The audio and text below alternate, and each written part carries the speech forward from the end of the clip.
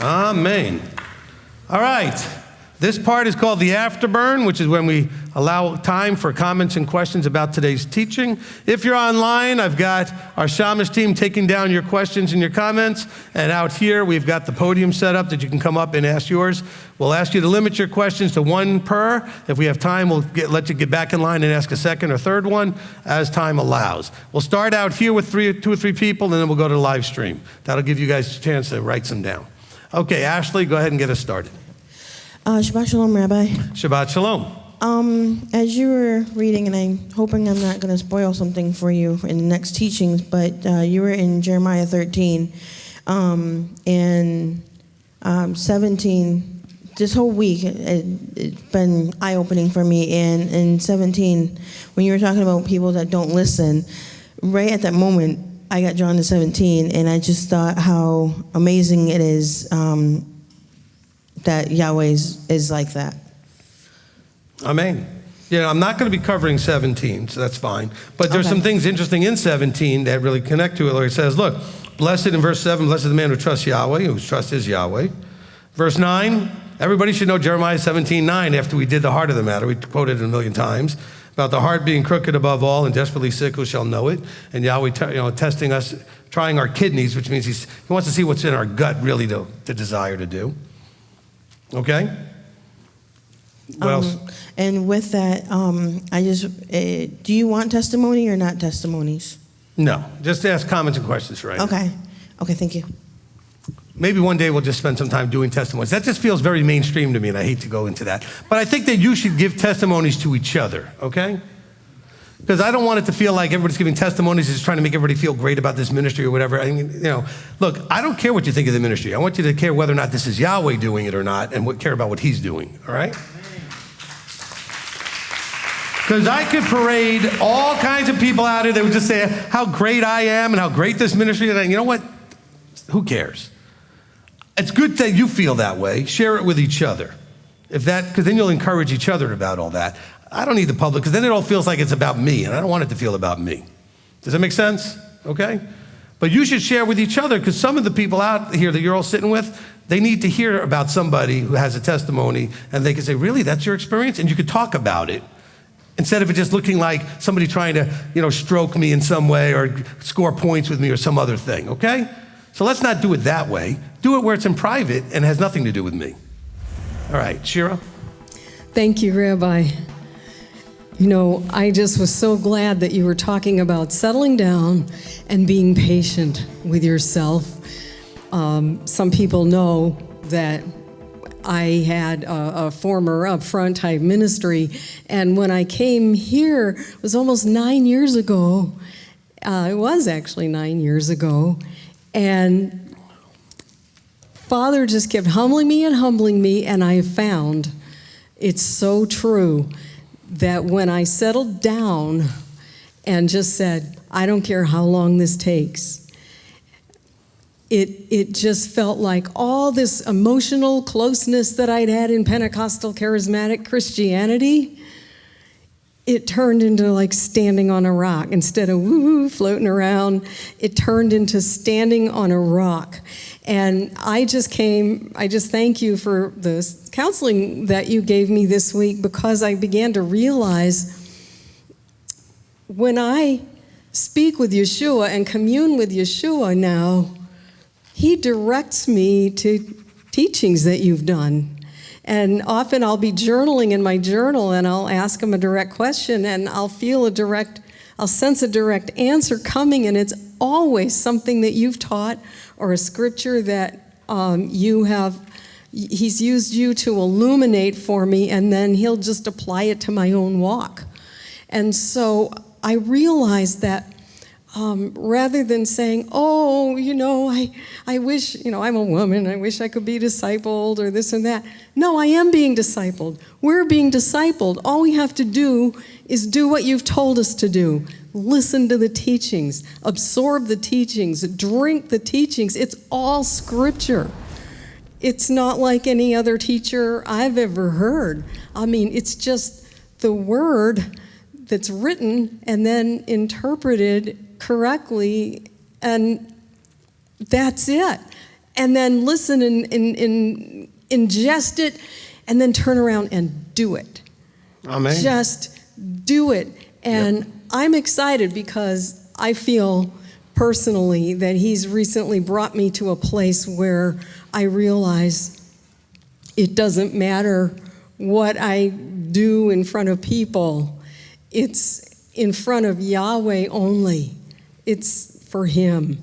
And I just thank you so much, because it's like, yeah, all of us can be discipled. Amen. Just by doing what you're telling us. Amen. Amen. Let me say something here on the Afterburn, because I know I said this during the announcements, but it's not in the Afterburn. So, Shira said something as far as about a woman teaching or this or that or the other thing. Look, there's one person in this room that is as discipled as I could have anybody be, and that's my wife.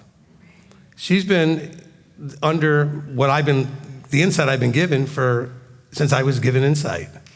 Okay, and so that's why I have no confidence issues or no issues at all having her teach the Torah study last week and any other ones going forward that she might teach, because I know I've discipled her, and so and especially in these areas, this is her expertise. And so I just want you to hear that, because I have people out there, he doesn't like women, he doesn't this and that, that's all just anger coming out of you not being allowed to do what you want. So you didn't get to do what you want, so you got to lash out. Okay, but if there's anybody that knows everything the way I teach it, it's my wife.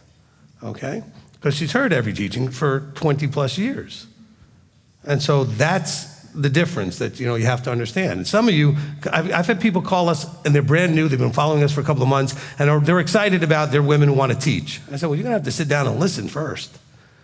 Same thing with the guys that come and they want to teach. I said, you're gonna have to sit down and listen first, because you don't know what to do and what not to do, what to say and what not to say at this point. And they look at me like, oh, that's very whatever. I said, look, you don't, until you listen to enough of the teachings, you don't know what you don't know yet. Okay?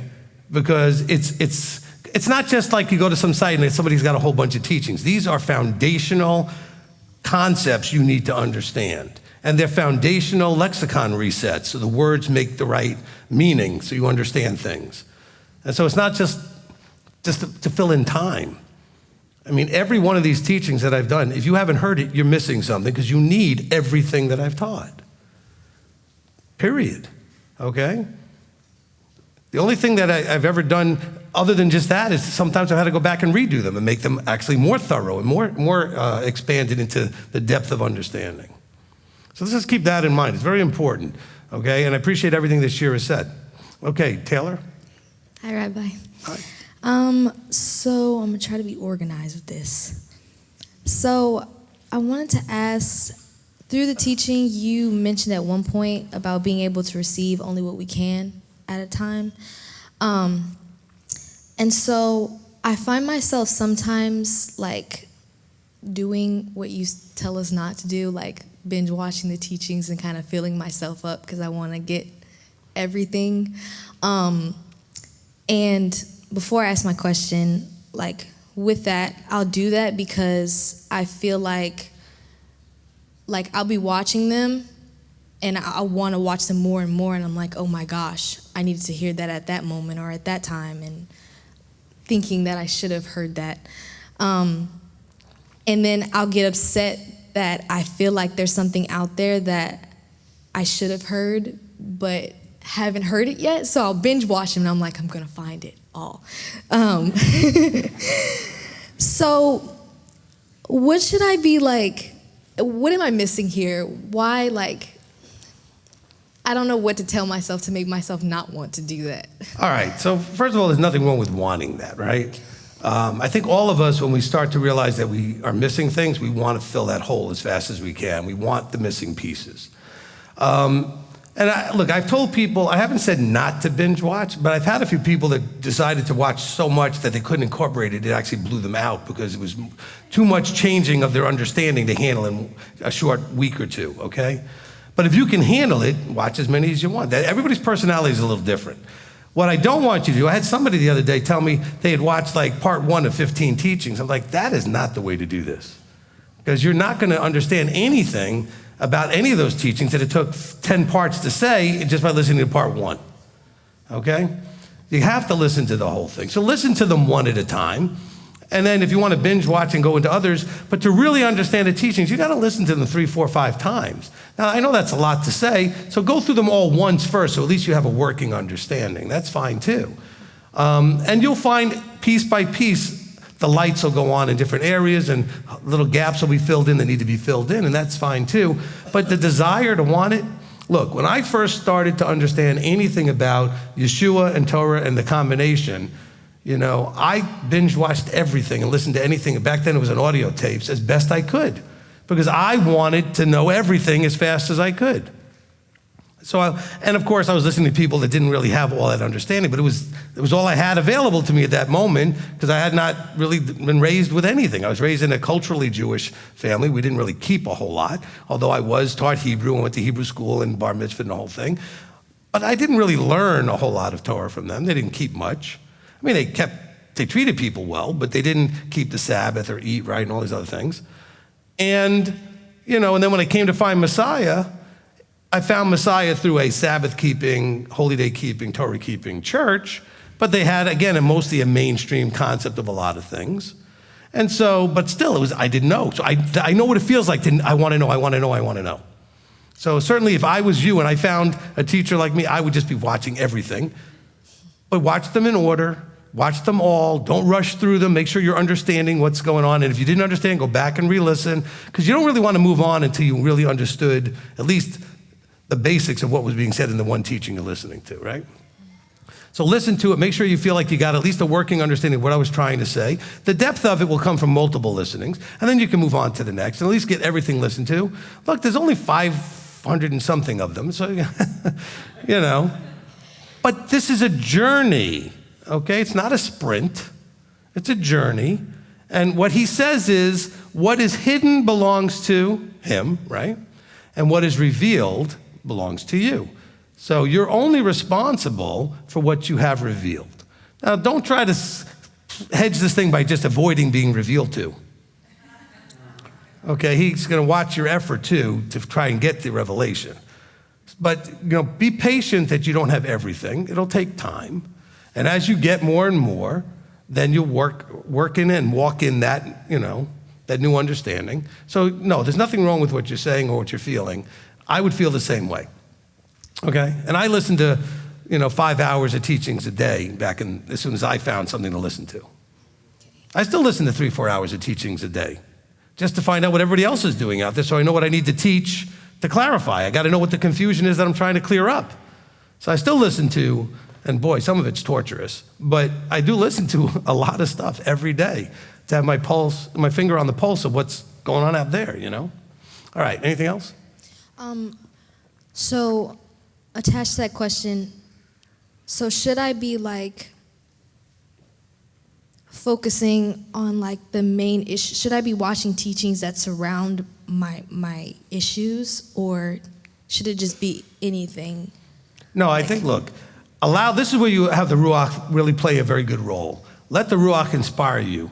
Look at the names of teachings and then grab a hold of something that, you feel like, hey, maybe that's what I need to listen to. The other side of it is, I know I'm having an issue with this, and I know this is a teaching for that. Go listen to it, or ask me, or one of the staff, ask, Shamish Gary is sort of an expert on all the teachings, Elder Billy, and then we can refer you to a teaching. Okay, Rabbi Tom. And so maybe you say, I'm struggling with this, is there a teaching? And if there is, we can tell you. So try to listen to the ones that are actually most functionally needed in your life right this minute, and then fill in the gaps with the other teachings so you get a more full picture, all right? Got it, thank you. And certainly, if I'm, in every teaching I do this, so in every teaching, I'll mention other teachings, so certainly you might want to go and listen to the ones that are connected to the one you're listening to. I know it really fills up the plate a lot, especially if I throw Are You Covenanted in there, which is, 55 parts, but some of you out there thinking, 55 parts? Look, listen to part 1. If you feel that there was any value in it, you won't be able to stop listening to the next one. In other words, you'll want to listen to part 2, and then you'll want to listen to part 3. If you listen to part 1 and you don't want to listen to part 2, so then don't listen. Nobody says you have to listen to all 55 parts. I think, though, if you're seeing it and getting it, there's no stopping you plowing through the whole thing. Because you'll really start to see where it's headed and what Yahweh's trying to tell you through it, okay? Does that make sense? So, but don't be intimidated by, but it's such a big commitment. Don't make a commitment. Listen to 1. You like it, listen to 2. You like it, listen to 3. I mean, it's that simple. All right, Deirdre, and then we'll go to live stream. Yay, I'm kind of glad you came to me because I actually piggyback off of that. We're going to flip it.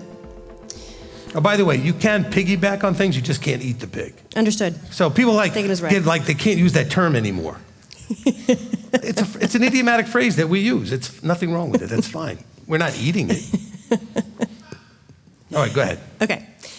So to flip the script, I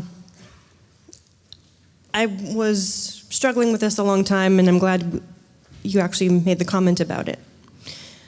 Because as I feel like as I have gotten older, as the problems, not problems, as the issues, the struggles have accumulated, it's harder for me to actually sit down and focus and sit and listen and read the way I need to. And I still try to have that vertical connection. I still say, Yahweh, I'm struggling. Yahweh, I need you. Please, I need you to hear me. And I'm honest with what's going on with him and talking to him and saying thank you for the things that are happening as well. But just, I know as of a long time now, it's hard for me with the kids and with their issues and with my issues to actually have time to sit down and focus. And I've been feeling really guilty about it for a long time, and I don't know how to fix it. Please fix me. All right. You're healed. No. Okay. I couldn't resist. I'd have to come up to you, put my hand on you, push you over, and the whole thing. I've had enough of that. Stop. No. All right. So I don't know how people deal with that stuff. All right, anyway. With the teachings, and I'm not trying to mess with how any of you do this, okay? I would like, and think that there's a value in, if you had the time to do it this way, that you would just listen the first time. Don't take notes, just listen. And ideally, if you had your scripture, the reason I want you to have your scripture, even though I'm quoting and reading it for you, but there's something about you seeing that I'm actually reading what it actually says that helps, okay? That would be ideal. And then you could go back the second time and actually take down notes. But I'd like you just to listen and be immersed in the teaching, okay? And that's the way I do everything too. I like to take notes, it distracts me then. I like to just listen first and just pay attention, follow along, maybe pause it, think about what was just said or whatever, and that kind of thing, okay? Then I'll go back and I'll take notes if I want to with something, okay? That's the way I did it back in the day. All right, now, and I only took notes as a way to remember, knowing full well I was never going to read the notes. But you remember more once you write it down, you're listening, it's an active participation, so you remember more. All right, so that being said, for you, if you could just play the teaching in the background, and it's playing, you'll pick up some of it. And just keep playing it, and you'll maybe play it more than once, just let the same teaching loop a little bit, and you'll keep picking up more of it, just the fact that it's playing while the kids are doing what they're doing and other distractions are going on. Screaming. Well, still, you'll pick up some of it, all right? Okay? And you can always say, shh, Rabbi's teaching. All right? But at least it's coming into your ears and you're receiving it in some level. Do what you can under the circumstances you can. That's all. At least you'll be getting something. Does that help? So much, thank you. You're welcome. All right. All right, live stream. All right, this one's from Rocky. Once we know him and have conscious awareness of the truth, we should gird up our mind and be aware of falsehood. Yes. Well said. All right, from Kimberly. Often Rabbi is taught like he did today that only Yahweh can determine if you have a relationship with him. How can we know and be confident in that ourselves? How can we know and be confident in that ourselves And the second question is, all I want to do is make proud of him. All right. Make him proud. Excellent question. I get it. So what the person was asking is, or referring to, was my saying, whether or not you have a relationship with him is the way he sees it, not the way you see it. All right? He gets to determine that. That's where Yeshua said, you thought you had a relationship, but you really didn't. So how do we know we have a relationship? Well, we know if we're actually doing what the relationship parameters are. That's Exodus 19, verses 5 and 6, where it says, if you will obey everything that comes out of my mouth. So as long as you're obeying everything that comes out of his mouth the best you can, you have a relationship with him. It may be imperfect based on your limited understanding in the beginning of it, and will get better and better over time. But the relationship is based on obedience to every word that comes out of his mouth. The Christians don't have this because they're not obeying, because they said it was done away with. So they took the piece out of the mix that creates the relationship, or is the core functional part of the relationship. The relationship is Exodus 19, when he says, Moses, go tell them, if they will choose to obey everything that comes out of my mouth, I will choose to take them as my people. That's the definition of the parameters of the relationship. Then he goes on to tell them what it is that's coming out of his mouth. He then tells them, do this, don't do this, do this, don't do this. And so as long as we're doing that and making that effort, and that includes the things like the fruit, where he wants us to have kindness and compassion and love and peace and joy and all that stuff. So that is how we know. Now, how close the relationship is and how deep it is has to do with how much you pass the Deuteronomy 8:2 test, that you demonstrate it's in your heart to get that relationship right by making the effort. Remember, what's revealed is what he's looking for. He knows what you know, he knows what you don't know. And if you're not doing what you know, then your relationship isn't where it needs to be. If you're doing what you know, then your relationship is. It may not be full, as far as, because he hasn't revealed all of it to you yet. But that doesn't change the level of the relationship. He looks at you like a child, and a little child, he says, I still love you. I know you don't really understand a whole lot yet. You're a kid. And so as you grow up, you'll understand more. But as long as you're doing the best you can with what you know, that's your relationship. It's hard to have a relationship, though, in a system that takes away the core piece of the relationship. And that's where you get the Lord, Lord. It wasn't, well, they were just getting some of it right and some of it wrong and this and that. No, they were part of a system that had taken the main piece, the meat of it out of it, which was actually the whole thing, really. The whole thing is obedience. And people say, oh, you're talking about works, salvation, and all this stuff. Look, go listen to the Are You Saved teaching. Then you'll understand where works fits into all this. But the covenant was a covenant that required action. 2 actions. He spoke, and we wrote, and it got written down for us, which is beautiful, so we don't have to be like mad because we weren't there to hear it. He speaks, we do. That's the relationship. Just like a parent has with a child, right? Just, I tell you, you do it. I tell you don't do it, you don't do it. And guess what?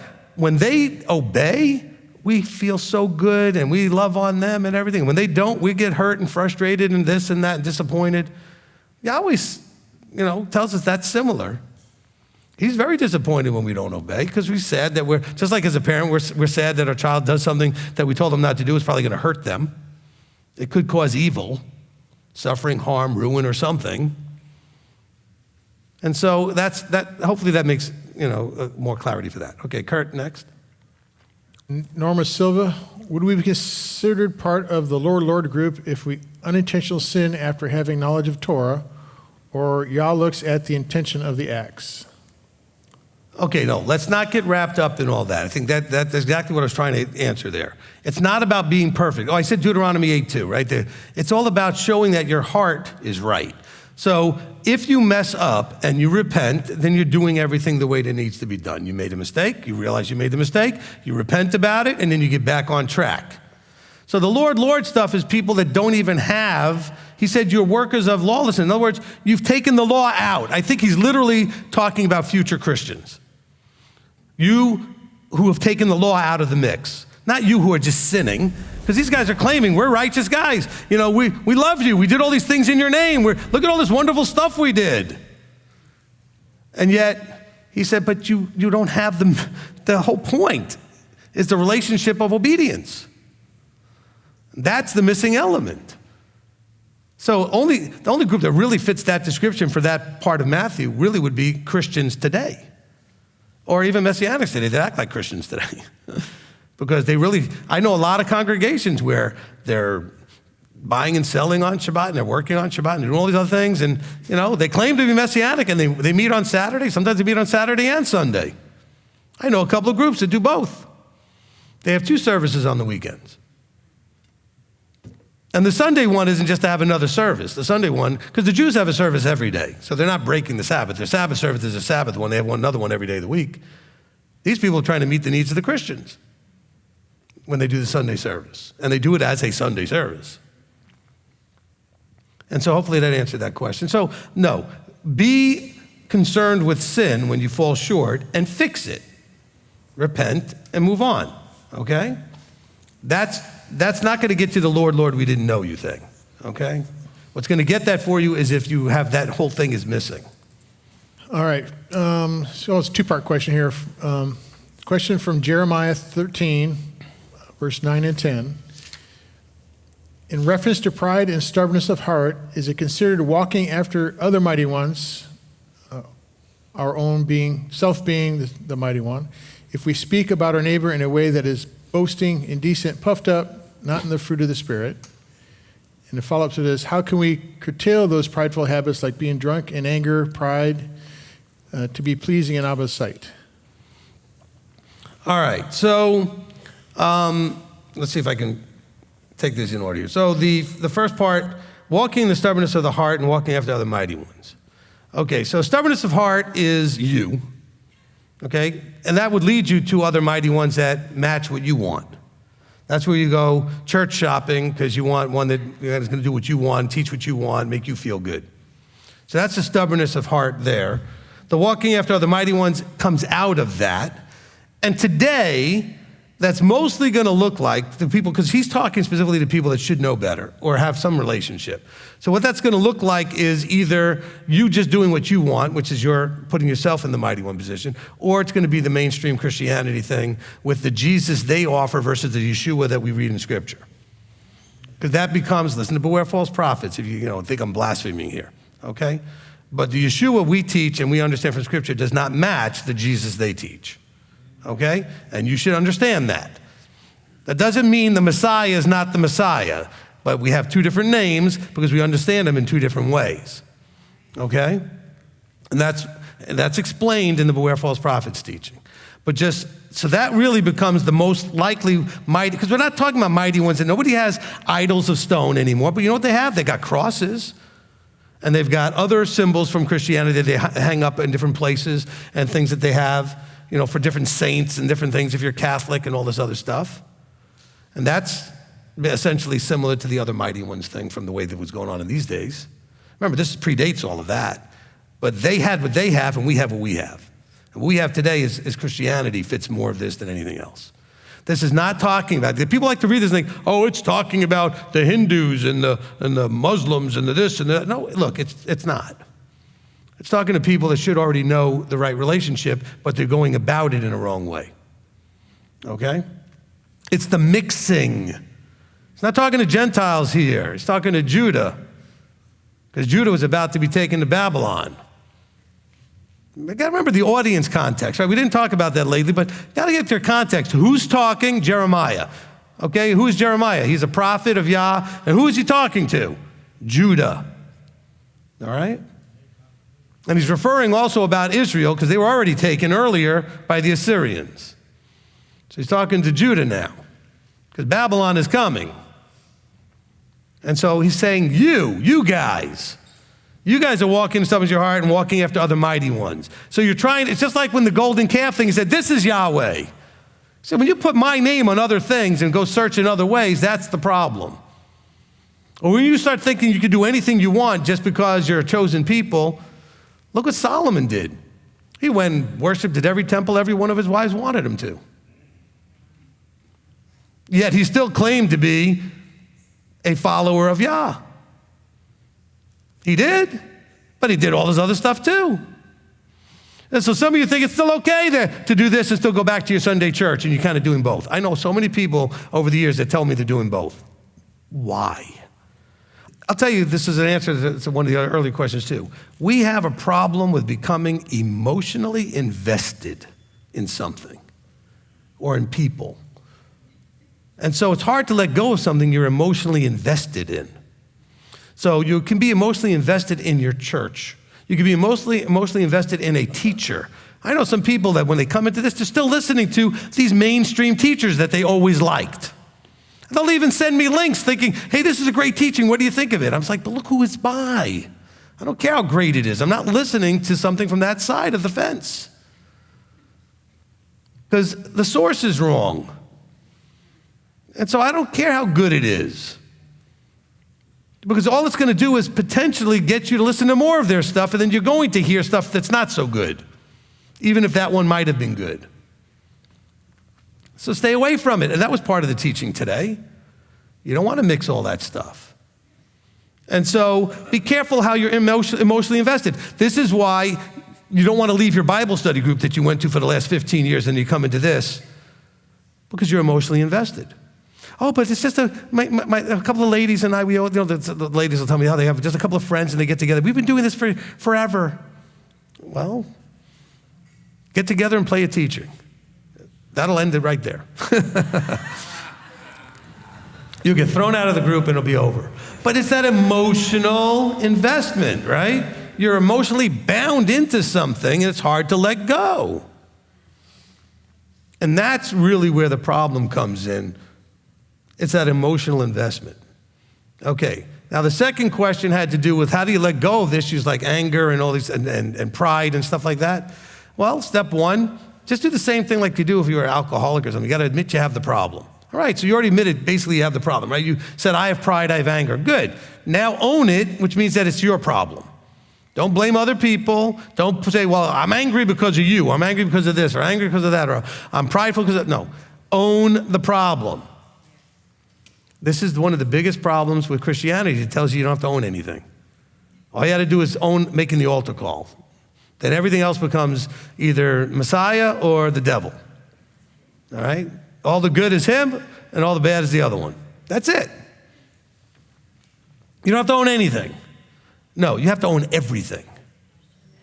Everything you do, you need to own it. And then you can submit it under him, but you have to own it. You have to own you, your thoughts, your actions, all of it.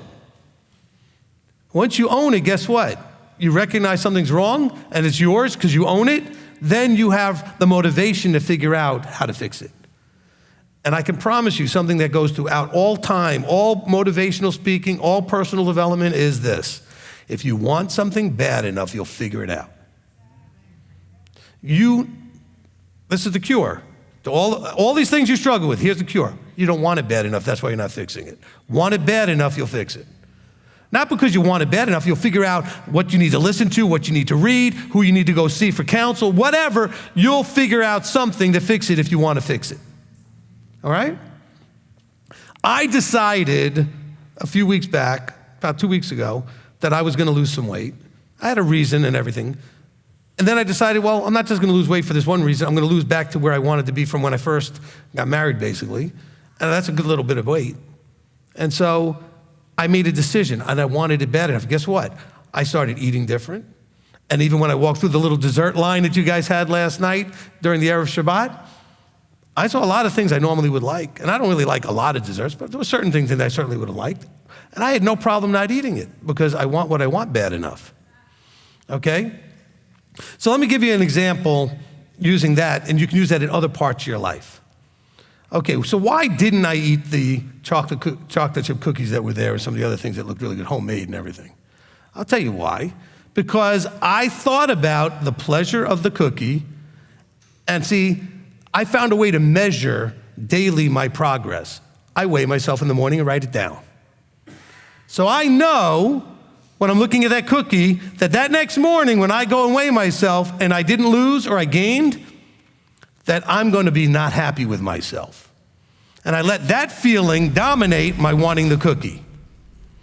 So you need to say, I have something that I want to fix, have a way to measure your progress And then think about how upset and disappointed you're going to be if you do something to impede your progress.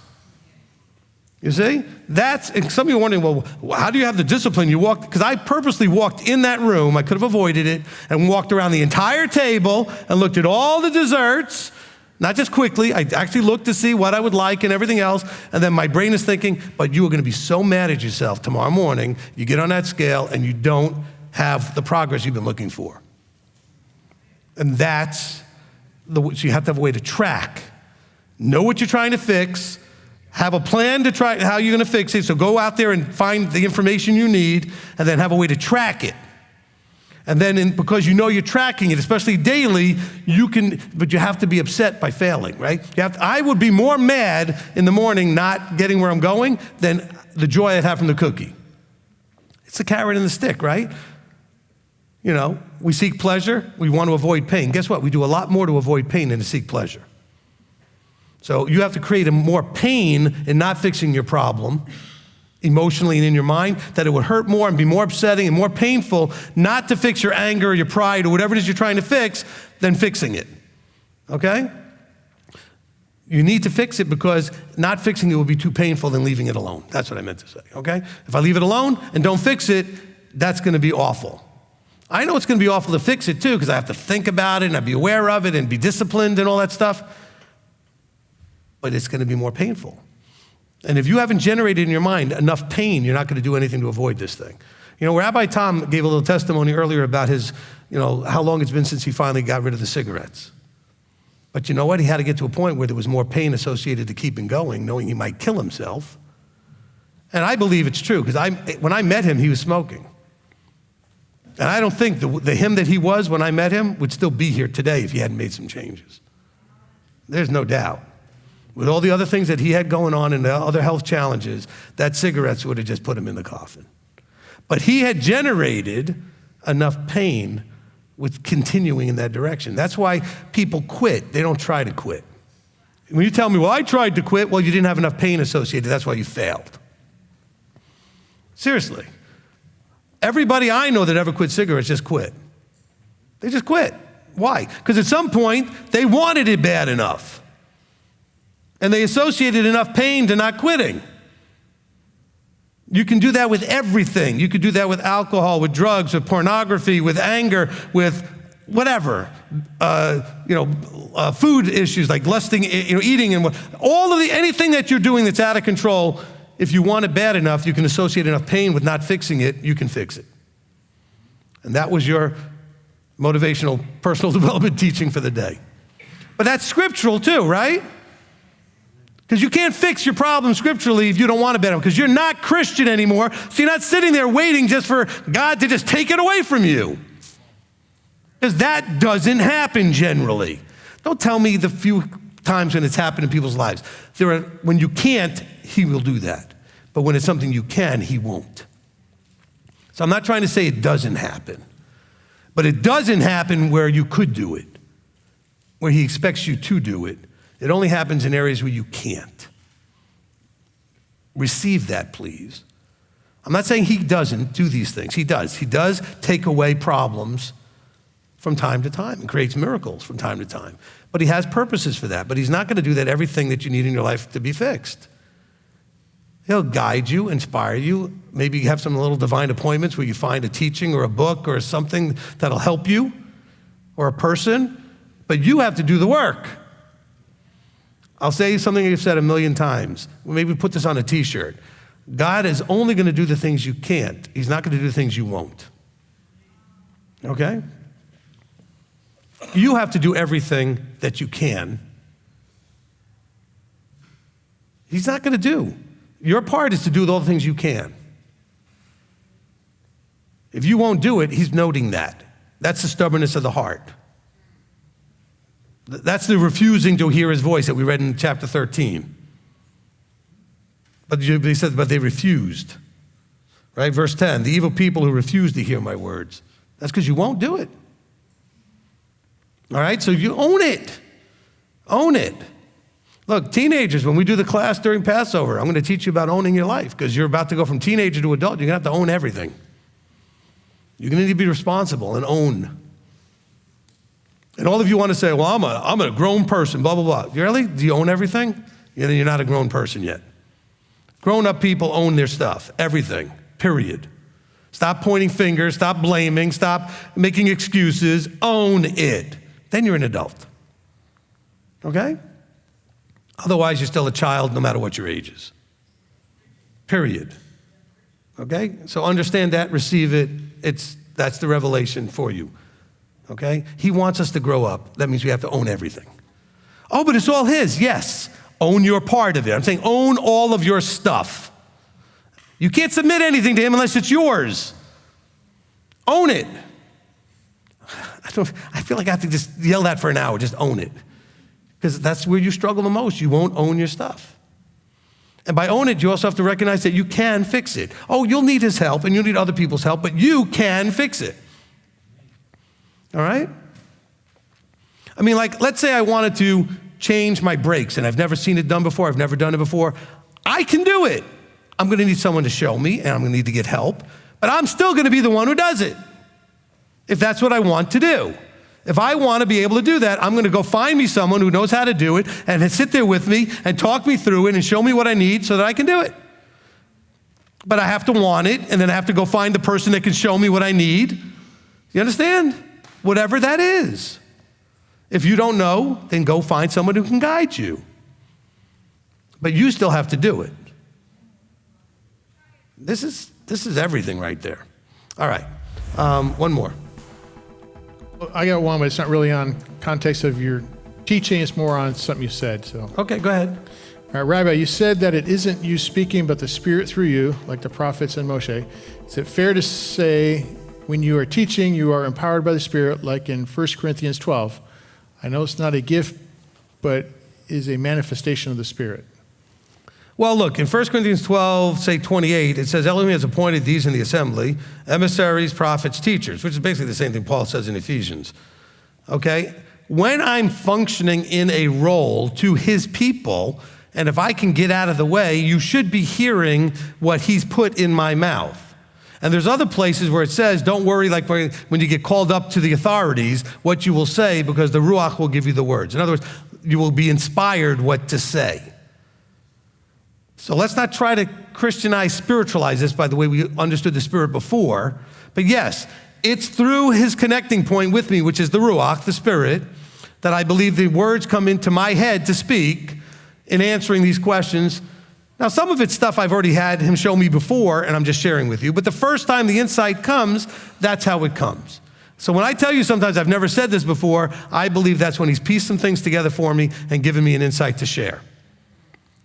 Now, some of the things I've said today, mostly is stuff I've said 100 times, but the first time I said it, that's what I believe was going on. Now, that's not me claiming to be a prophet, claiming this, claiming that. It's for you to decide, are you hearing a man and just my putting things together? Are you hearing his inspiration of how to explain his word? Because my job is to help you understand what he already said. Because he made it that way. He designed it to need explanation. That's why he required there to be teachers. That's what Paul is trying to tell you in 1 Corinthians. He tells you that in Ephesians 4 as well. That this is designed to be taught. I did a teaching called Learn and Teach the Torah. Right? Is that what the name? I think it was Learn and Teach the Torah. That whole teaching is an argument for there being teachers. And so if you want to understand my making a case from Scripture that there should be teachers and what the role of teachers are, go listen to that teaching. It's not too many parts. I think like 2 or something. Okay? It's older, so it's short. All right? Okay. So hopefully that answered that comment. All right, out here, Betty. Thank you, Rabbi. You read in Jeremiah 13:11, and you changed, so I have caused all the house of Israel, and all the house of Yehuda to cling to me, and you changed the word caused to required. Well, we're going to put, I changed it in 2 or 3 ways. I said also it became their cause to cling to him. Mm-hmm. By caused, he means, often when it's used, I've created situations which would inspire them to recognize that this is what they need to do. Okay? So in other words, and I've heard this said by many people, but I think this was in like Evan Almighty or one of those other movies where, Morgan Freeman's playing the God character. He says, when somebody, prays for patience, does he give them patience or put them in a situation where they would learn to be patient? Or when you pray for courage, does he give you courage or put you in situations to develop courage, right? So in this case, he's saying, where I have caused all the house of Israel and all the house of Judah to cling to me, he's put them in situations to cause them to have the opportunity to develop the understanding that they need to do that. So basically, I've required it. This is what I require, clinging to me, so I've given them situations to recognize that that's the right thing to do. Could you say that the same thing in 16:21, where he says, therefore, see, I am causing them to know, or requiring them Same to thing. know? Okay. Same thing. In other words, I'm going to put them in situations where they are going to learn through experience that this is the way it needs to go.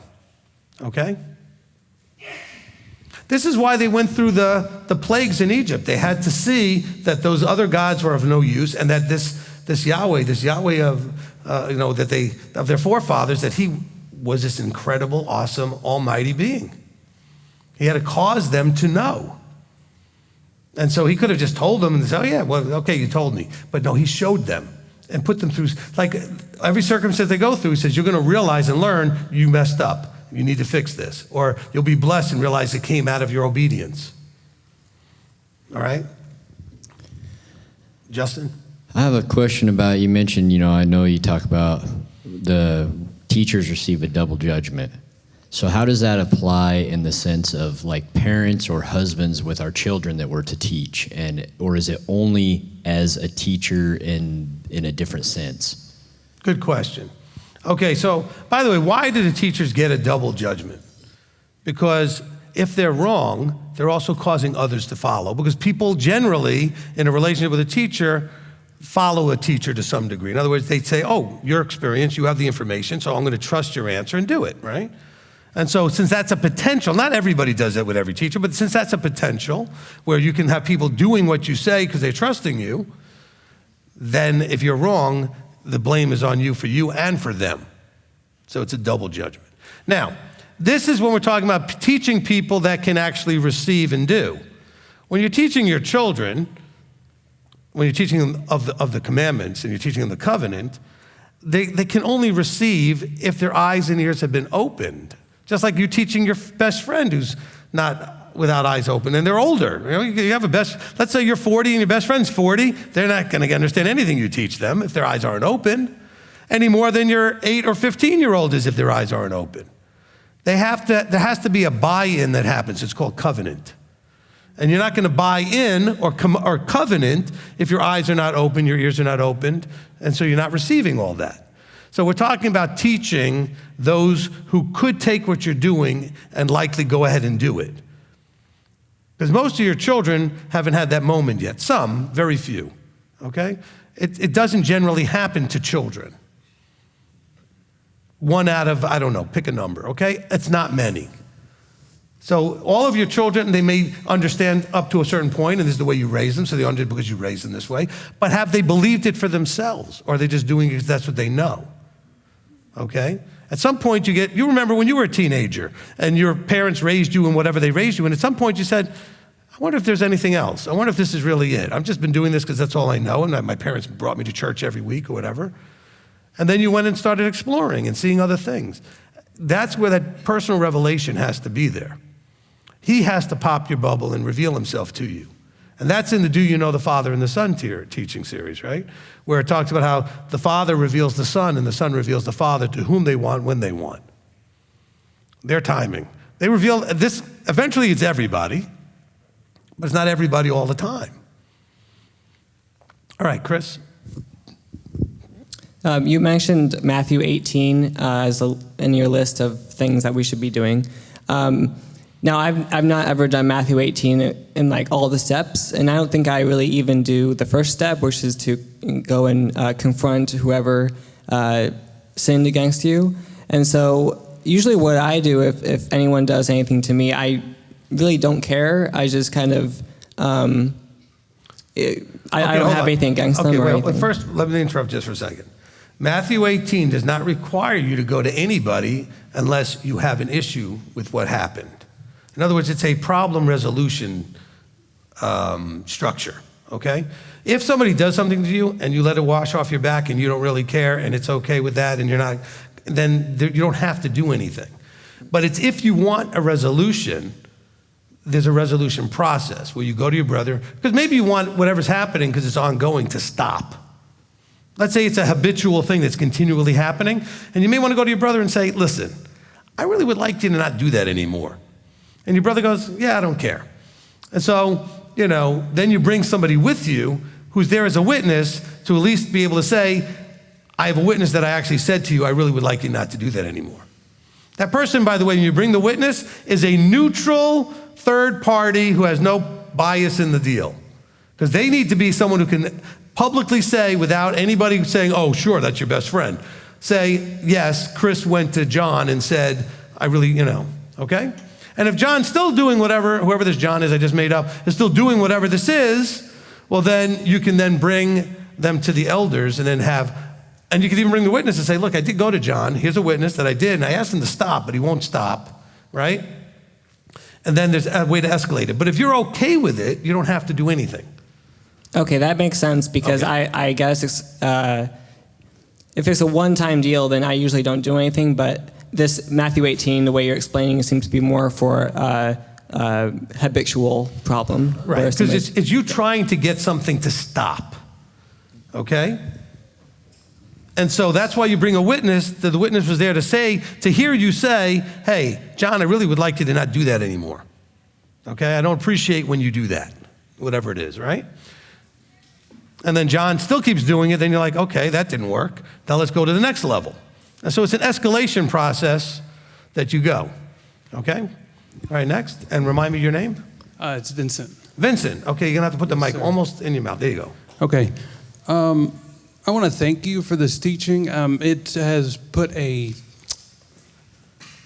leg on a table I've been holding part of with Father, and he's been putting legs, and with other people, they've been adding legs. For instance, vain thought is evil. And then today with the girding, we talked about tithing, dietary, and Sabbath stuff, and people not protecting those things. And so when we go back to Jeremiah 13, and he puts the gird in the ground and the stuff that it's not supposed to be with, I was trying to apply the things in my life that were the dirt and the water that corrode things in my life. And I was focusing on my thoughts. So I was trying to think of things that I let in where I wasn't protecting my thoughts, and I couldn't protect my thoughts because I was letting them in.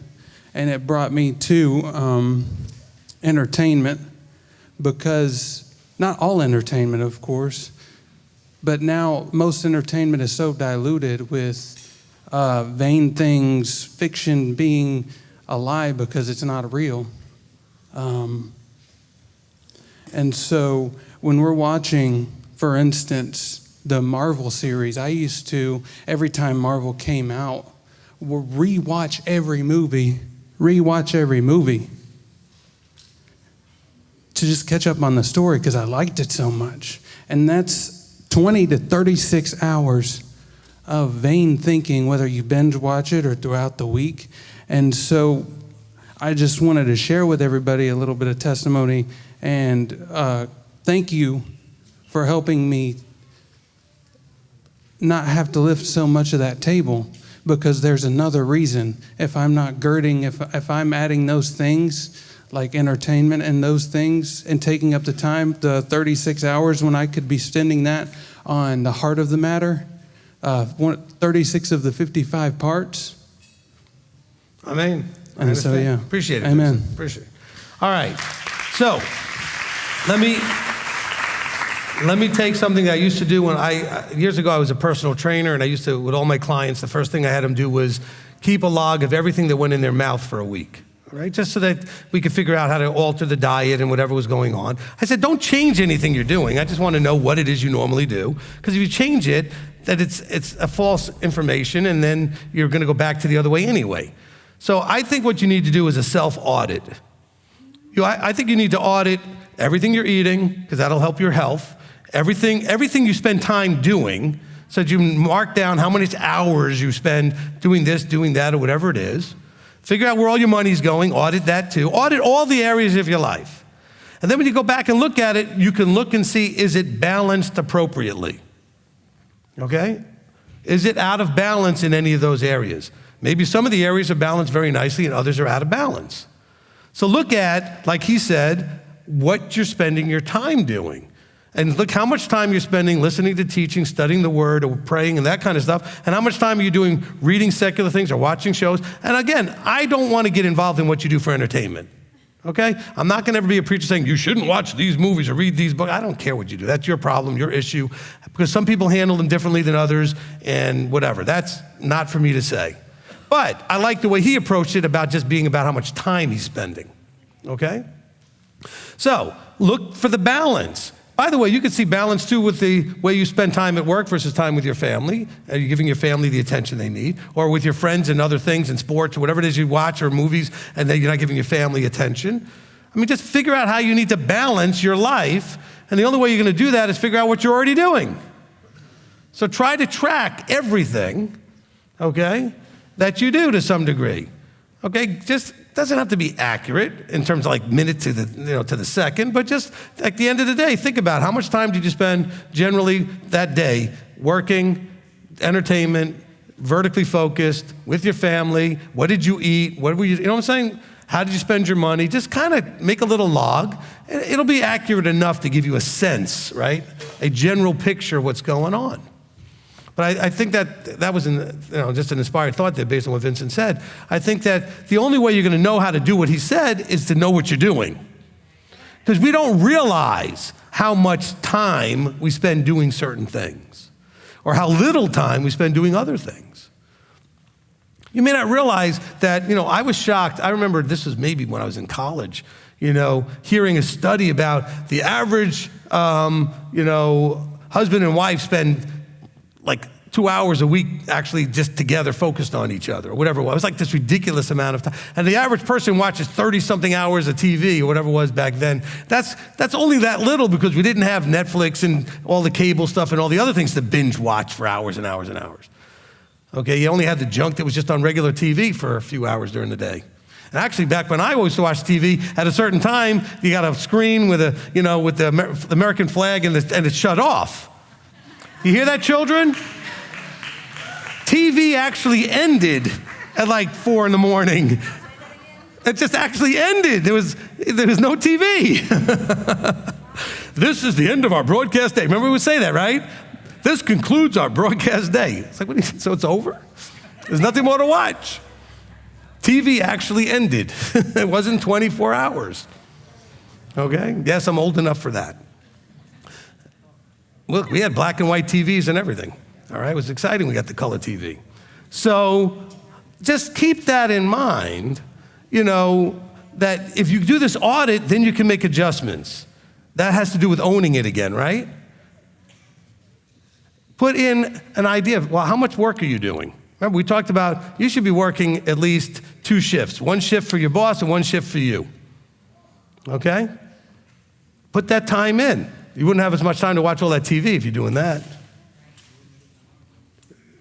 Put in a second shift all about you.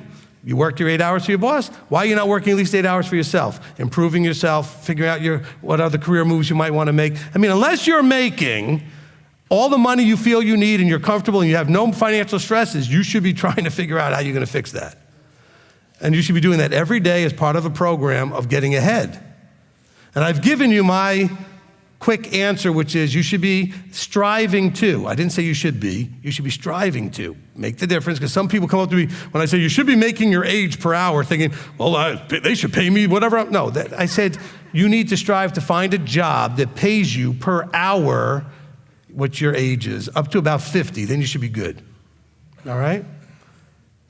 But if you're 50 years old still making $20 an hour, you're not going to be able to live on $40,000 a year with a husband, wife, kids, whatever it is that's going on. However, if you're 50 years old making $100,000 a year, because that's $50 an hour, Roughly the hourly, double it, that's your annual, right? Okay. You could probably do okay with that. But you know what? You're not going to get to $50 an hour from 20 without making incremental steps and having a plan to get there. And so if you're struggling and you're 42 years old because you're still making $22 an hour, that's why. Because you should be making $42 an hour at this point. Or something in that range. I'm making it, oversimplifying it, obviously, okay? And you're all looking at me like, well, it's all doable. Why are you making faces at me? All of you can do this. Actually, you can still do it no matter what age you are right now. You can fix it. I can go online right now and tell me whatever age you are, and I'm going to find somebody that started at your age and within a very short period of time started making a bunch of money. And they had no more skills or this or that or anything than exactly whatever place you're coming from. All right? Factory worker, plumber, anything, whatever it is. I don't care, carpenter, retail worker in a store who's a cashier, whatever it is, people have already taken that and gone from that to something much better. But you have to put in the work and you have to figure it out and get the training and develop the skills, etc. But you have to first do a self-assessment. All right? So I think that I want to encourage all of you, do that self-assessment. All right? Okay, Janet, and we're over time here, but we'll let you get in there real quick, and then Steve, and then we'll get out of here. Okay, sorry, Rabbi. So verse 10, right? I was in which chapter? Jeremiah 13. 13:10, okay. Yes. So when it's talking about how we, walk in the stubbornness of our hearts, and follow up after mighty ones, and then eventually we become completely useless. And you were saying, well, how do you become useless? By not being used, by neglecting, and also by being immersed in things that are not of Him. I'm paraphrasing, but that's what the idea I got. So with the immersion, I was thinking, and even the neglecting the assembly will be also a way that we may stray away, not just with the prayer and the study and everything else that you. All right, think of it this way. You have in this case, it's something to gird yourself with, right? If you take care of it and maintain it, it stays strong. Because you need it to be strong to hold you together, right? It's binding you and girding you up. So you have to take care of it a certain way. All right? So the same thing with you. If you don't come to the assembly, if you don't listen to teachings, if you don't read your scriptures, if you don't pray like you're supposed to, then you're not doing the things to maintain the strength. Okay? If you neglect things, you will become useless and weak. Because the thing became weak. It couldn't hold anything together. By being soaked in that water and being where it shouldn't be and being neglected. And so if you neglect stuff, you become weaker and then you become useless. Okay. And with the neglect part, the constant prayer, do you see that as I know it's not realistic a lot of times, but I do find myself going up, but... Okay, constant prayer is simply constant awareness vertically, okay? Remember, prayer is, let's demystify this idea of prayer. It's vertical communication, all right? We think of prayer as like we have to do something formally, hold our hands maybe a certain way, or bend down, or get on our knees, or get on our face. No, look, it's just a form, the form of vertical communication. And so you're supposed to be aware of that connection always. And sometimes when you're aware of the connection, you may want to say something because you're in the middle of something and you're like, Father, I could use some help right now. Because you're already connected. You're aware of Him. You're thinking about Him. You're thinking about, is this pleasing in His sight? Is this what I want to be doing? What would He like me to do? Whatever. It's that vertical communication. So in other words, you're having that phone line open at all times. That communication line. That's what He means by pray always. Be vertically minded and open to communication. So He might send the message down to you. Hey, don't do that. That little small voice going, nah, that's not a good idea. Don't do that. Okay? So you want to have that communication line aware that it's open all the time. You want to be aware that you have that thing, okay? Did that help? All right, Steve, close us out with whatever your comment is going to be. Probably from the first verse of the first thing we talked about. Well, yeah, a little bit, because you talked about the girdle. And to me, I was trying to find some way to make this fit for my head, I guess. But You having a problem with your girdle fitting? yeah, it binds. It binds. Well played. To me, it represents the Torah. So when it's used correctly, we'll benefit from it. But when it's misused or not at all, it's lost its value. And in some cases, we avoid the girdle because it's restrictive and it can't hold stuff in place where it needs to be. So we need to take and pay attention to that because we feel restricted, but in fact, it's actually beneficial. Amen. Amen. So I wanted to say something you said one more time, but with a little separate way, was when you say that the girdle holds things together, and you said it was the Torah, so the Torah holds you together. Okay, I just wanted to say, you said it, but you didn't say it. Like, you hinted at it, and I think most people got that, but I just wanted to actually say it. So what he's saying is if the Torah is like the girdle, it holds you together. I think that's great. I really appreciate that. All right, I know we went overtime.